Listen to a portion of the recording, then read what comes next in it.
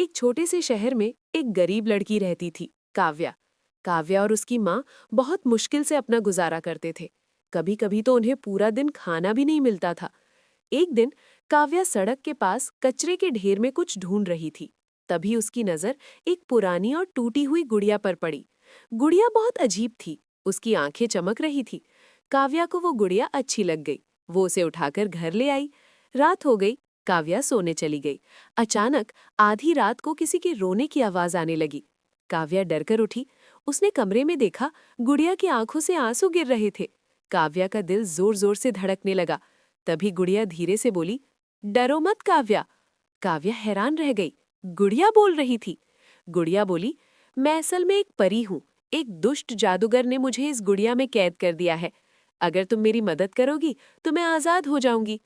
काव्या ने पूछा, मैं तुम्हारी मदद कैसे कर सकती हूँ? परी बोली, कल सुबह मुझे नदी के पास उस पुराने बरगद के पेड़ के नीचे ले जाना। अगले दिन काव्या चुपके से गुड़िया को वहां ले गई।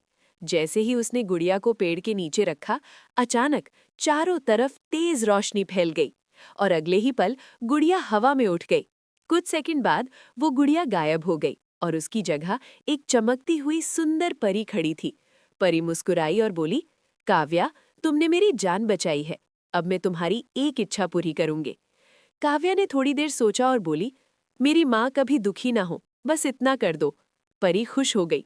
अचानक आसमान से चमकती रोशनी आई और अगले ही दिन से काव्या और उसकी माँ की गरीबी खत्म हो गई। काव्या को उस